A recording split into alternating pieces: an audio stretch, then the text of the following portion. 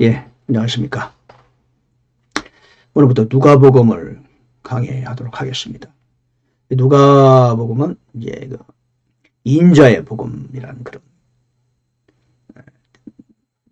명칭이 있어요. 그 이유는 예수님을 주로 인자라고 이렇게 호칭을 많이 합니다. 인자. 그래서 그리스도의 여러 사역 중에 사람으로서의 그리스도, 그렇죠? 사람으로 오신 예수님에 대해서 초점을 맞췄습니다. 누가가. 그래서 마태복음이 왕의 복음, 왕으로 초점을 맞췄고, 마가복음은 일하시는 그리스도, 누가복음은 이제 사람으로서의 그리스도 초점을 맞추고요. 요한복음은 하나님의 아들 또는 하나님 본체이신 분, 거기에 초점을 맞추고 있죠. 그래서 누가복음을 보면은 사람의 모습이 자주 나오세요. 예수 그리스도의 인자라고 그런 칭도 많이 나오고요. 그래서 우리와 같은 사람으로 오신 예수님, 우리가 가장 롤 모델로 삼을 수 있고 닮을 수 있는 그런 모습을 누가복음은 자세히 보여주고 있습니다. 우리 같이 살피면서 챕터 바이 챕터 장별로 같이 은혜를 나누도록 하겠습니다. 누가복음은 좀 가급적으로 좀 간략하게 설명하려고 생각을 하고 있습니다. 같이 살펴볼게요. 누가복음 1장은 마리아와 엘리사벳에 대해서 설명하고 있어요. 마리아는 엘리사벳에 있어서 사촌간이었죠. 첫 번째, 확실하게 알아야 한다. 두 번째는 의롭고 의로운 사람. 세 번째는 마리아, 택함 받은 이유. 저 나름대로 한번 생각을 해봤습니다. 찾아봤어요, 성경을. 요한의 광야 훈련, 그렇게 소제목을 정해봤습니다. 마리아와 엘리사벳 제목을 정하고 장제목을. 첫 번째 소주제는 확실하게 알아야 한다. 1절에 보면요, 우리 가운데서 매우 확실하게 믿게 된 사실에 관하여. 근데 우리 개혁성경에는 이루어진 사실에 관해 그랬어요. 원문에는 매우 확실히 믿게 된 그 일들에 관해 그렇게 말하고 있어요. 우리 가운데서 매우 확실히 믿게 된 그 일들에 관해 모든 일을 맨 처음부터 완전히 이해한 나도, 개혁성경은 근원부터 자세히 미루어 살핀 나도 그랬는데, 원문에는 맨 처음부터 완전히 이해한 나도 테오빌로 각하에게 차례대로서 알리는 것을 좋게 생각하였으니 이는 각하로 하여금 각하 이미 설명받은 그 일들이 확실함을 알게 하려 함이라. 그래서 확실하다, 완전하다 이런 말이 세 번이나 나와요. 각 절마다 하나씩 나오는데, 2절에 보면 처음부터 목격자되고 말씀의 사역자 된 사람들이 우리에게 그것을 전하여 준 그대로 차례대로 제시해서 밝히 보이려고 손을 댄 사람들이 많으므로. 모든 일을 처음부터 완전히 이해한다도 이거를 보내야겠다.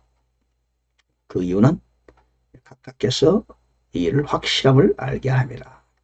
확실하다. 그 말씀이 여러 차례 나옵니다. 확실한, 명확한. 그래서 우리는 확실하게 알아야 된다. 저는 그게 이제 소주제를 정한 이유가 그것입니다. 우리는 하나님을 알고 예수 그리스도를 알고 성령님을 알고 성경을 알고 우리가 신앙생활을 하는 것도 알고 크리스천 라이프를 알지만 확실하게 알려는 노력이 필요하다. 사람으로부터 우리는 들어서 배우잖아요. 우리 어린 시절부터 목사님한테 배우고 전도사님한테 배우고 교회 선생님한테 배우고 그런 과정을 우리도 거치지 않습니까?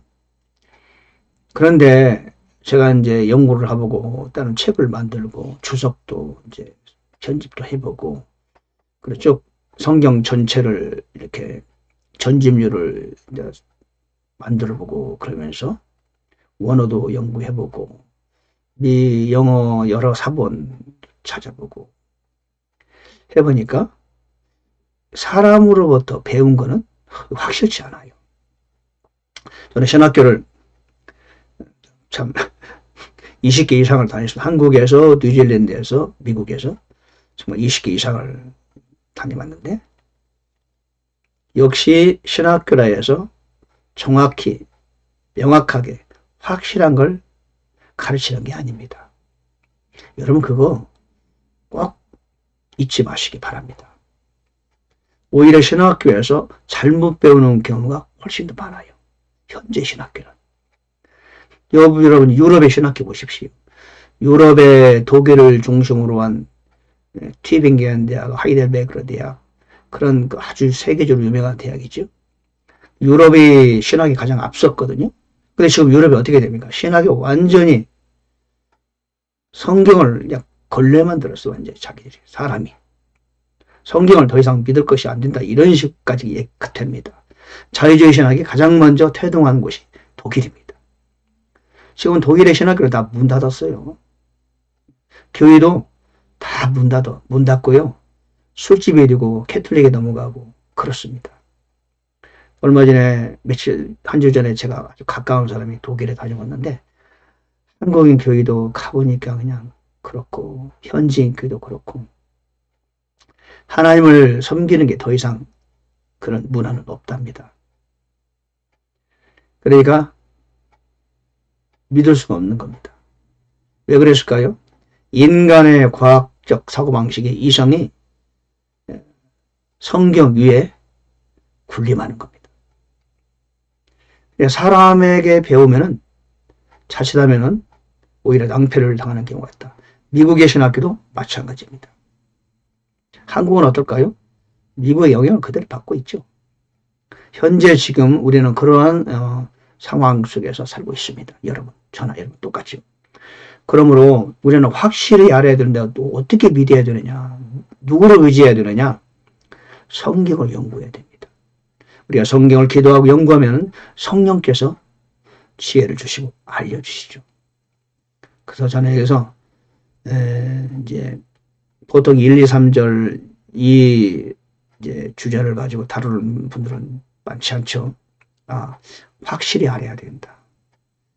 왜? 세상의 학문도 확실히 알기 위해서 얼마나 많은 사람들이 수십 년간 수고를 합니까? 그렇죠? 과학, 또 이과, 문과 다 할 것 없이.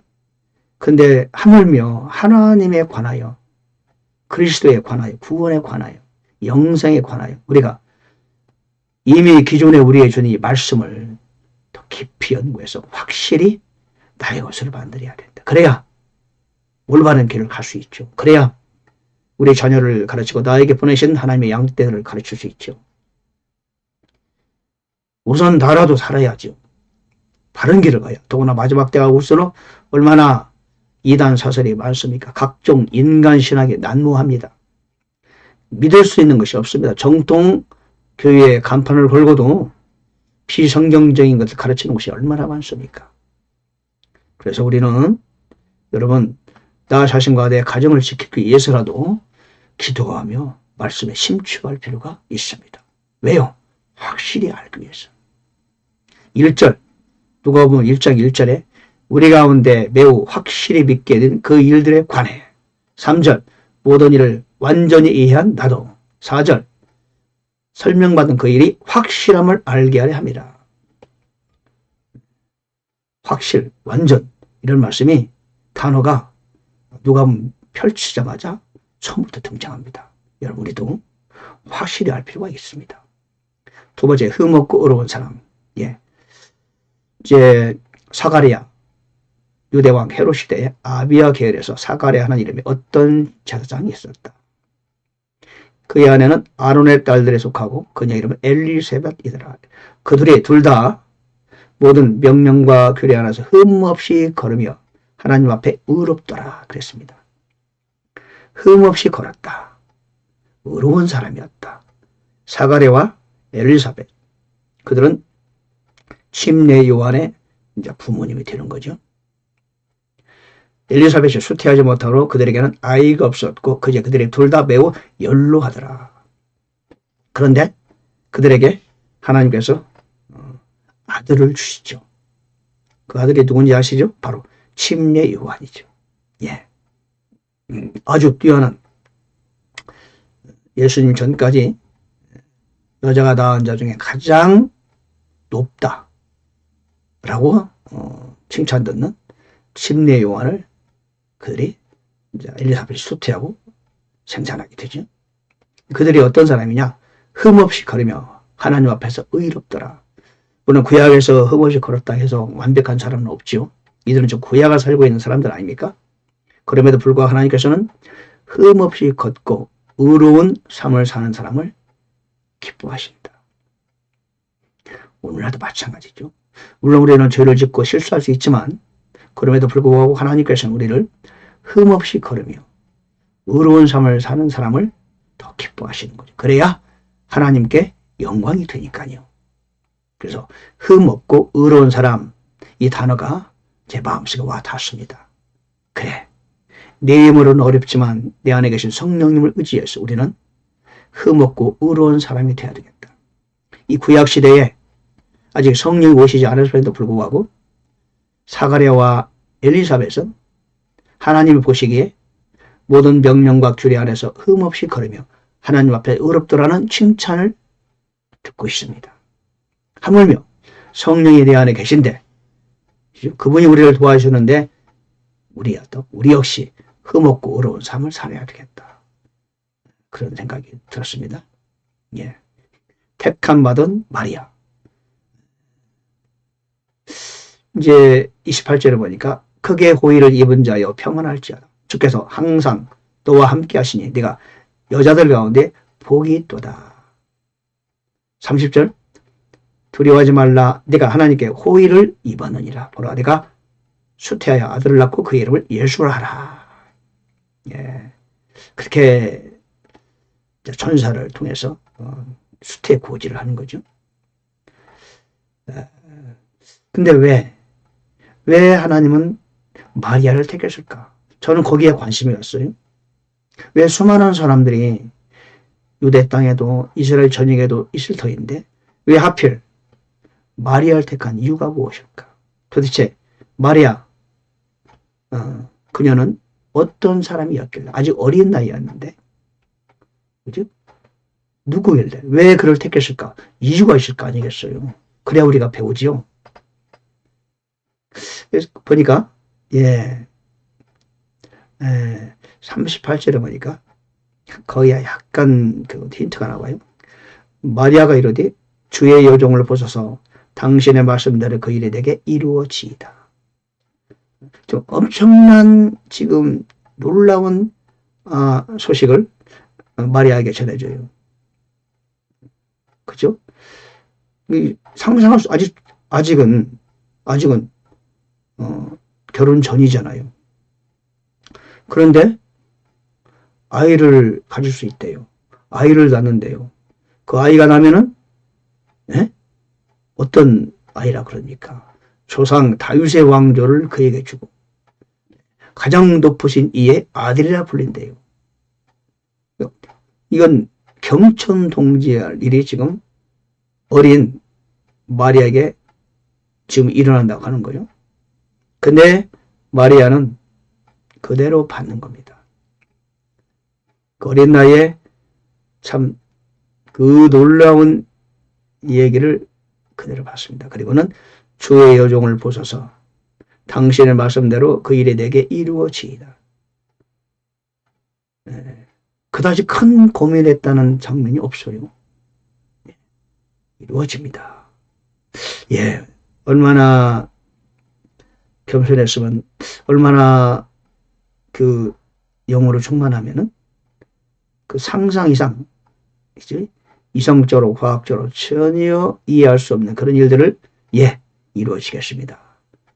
그리고는 46절에 보니까 내魂이 주를 크게 높이고 내 영이 하나님 곧 내 구원자를 기뻐하였나니. 그러면서 여종이 낮은 처지에 관심을 두셨다. 보라 이제부터 모든 세대가 나를 가리켜 복이 있다 하리로다. 그분께서 내게 큰일을 행하셨다. 그러면서 말하기를 마음의 상상 속에도 교만한 자들을 흩으시고 강한 자들을 그들의 자리에서 끌어내리시며 낮은 지위에 있는 자들을 높이시고 줄인 자들을 좋은 것으로 배부르게 하시며 부자들을 빈손으로 보내셨도다. 이것은 곧 그분께서 우리 조상들과 아브라함과 그의 씨에게 영원히 말씀하신 것과 같도다. 예. 다시 말하면 이 마리아는 어린 나이였지만 이 구약 성경에 정통한 걸 알 수 있어요. 그리고 마리아는 어린 나이였지만 준비된 사람이었다. 준비된 사람. 겸손하고 영이 열려있고, 그렇죠? 인간의 상상을 초월하는 그런 엄청난 일도 받아들일 만한 그런 그릇이 있는 사람이에요. 어떤 한마디로 기도하는 소녀가 아니야. 그런 생각이 들어갑니다. 이런 얘기를 하기가 쉽지 않은데 마리아가 그렇게 하나님을 찬양하며 기도하는 내용이 아주 엄청나고 탁월합니다. 준비된 하나님의 딸이었다. 그래서 하나님은 마리아를 택한 것이 아니겠느냐. 저는 그런 생각을 합니다. 46절 이하에 마리아가 이르되 찬양하고 그 내용이 그녀가 어떤 사람인가를 우리에게 보여주고 있습니다. 자, 우리도 그렇게 늘 마음의 준비가 돼야 되겠죠. 그냥 복 달라, 저를 쓰게 해달라 그렇게 기도하는 것도 좋지만 우리가 마음의 준비해야 되고 영이 준비될 때 하나님은 나를 그릇에 맞게 쓰시는 것이 아닐까. 요한의 광야 훈련 네 번째입니다. 이제 아이가 자라면 80절 보니까 영이 강하게 되고 이스라엘에게 자신을 나타내는 날까지 광야에 있더라. 그거 좀 이상하잖아요. 왜 부모님이 제사장급이면은 금수저 출신인데, 그렇죠? 그런데도 왜 광야에 있을까요? 이스라엘에게 자신을 나타내는 날까지 광야에 있더라. 광야는 여기는 광야거든요. 개혁성경은 빈들 그랬는데 이 광야입니다. 일더니스 광야예요. 광야에 있었어요. 그럼 몇 살에 나타났나요? 30세쯤에 나타났잖아요. 그때까지 어디 있었다? 사람 사는 사이 속에 있는 게 아니고 광야에 거했다. 우리 알다시피 또 메뚜기와 들꿀을 먹었잖아요. 이게 조금 이 침례 요한은 특별한 사람이었다. 그러니까 사회 속에 살아가는 그런 사람이 아니었다는 겁니다. 왜 그랬을까요? 하나님이 그를 훈련시킨 겁니다. 너무도 귀한 일, 엄청난 사역을 해야 되기 때문에 하나님 아들 예수 그리스도를 세상에 소개해야 되고 심지어 예수 그리스도를 침례를 줘야 되잖아요. 그러니 아무나 하면 안 되는 거예요. 예수님이 그러셨잖아요. 여자가 낳은 자 중에 침례 요한보다 더 큰 자가 없도다. 그럴 만한 환경을 어릴 때부터 하나님은 예비하신 거죠. 남들 학교 가고 그럴 때 같이 안 간 거예요.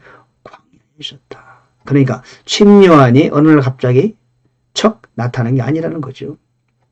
태어날 때부터 그를 하나님은 다루시고 훈련하시고 세상에 물들지 않도록 보호하시고 그리고는 때가 되자 등장시키시고 그리고 엄청난 일을 그에게 맡기셨다. 하나님의 종이 하루아침에 척 나오는 거 아니라는 거죠. 저는 그런 생각이 들었어요. 아, 그렇구나. 하나님이 있으신 귀한 종은 어느 날 갑자기 척 나타나는 게 아니다. 그 나타날 그때까지 그는 가혹한 하나님의 훈련의 과정이 있다. 우리 알잖아요. 모세가 참 하나님 일을 하는 데까지 얼마나 많은 참 혹독한 과정이 있었습니까? 상상 이상이죠. 엘리야가 나타나기 전까지 우리는 그 내용을 모르죠. 그러나 하나님이 그를 어떻게 훈련을 하셨겠죠. 오늘 갑자기 등장했죠. 지셉 사람 엘리야. 바로 그겁니다. 사람이 하나님께 쓰임받을 때는 어느 날 갑자기 적 나타나서 쓰는 게 아니라는 거죠. 예. 여러분 혹시 가혹한 훈련 중에 있습니까? 어렵고 힘든 과정 속에 있습니까? 지금 여러분을 하나님께서 쓰시기 위해서 지금 어려움 가운데 사도 요한, 집리 요한처럼 광야 훈련 중에 있습니다. 할렐루야. 그 위로를 받으십시다. 마리아, 엘리사벳, 이 여인들은 보통 사람이 아니었다. 그냥 평범한 사람은 아니라는 거죠. 하나님이 들어쓰시기에 준비된 그런 사람이었다. 예. 요한의 광야 훈련. 저와 여러분의 광야 훈련이 있습니까? 훈련을 감사하게 기쁘게 받으십시다. 예, 오늘 누가복음 1장 여기까지 하겠습니다. 감사합니다.